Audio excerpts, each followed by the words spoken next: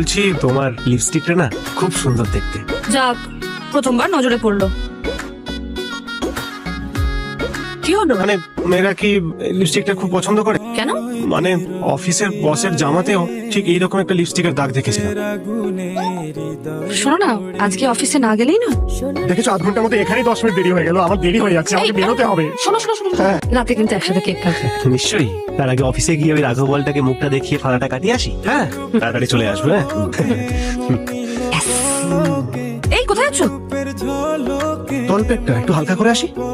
হ্যাঁ, দাঁড়াও।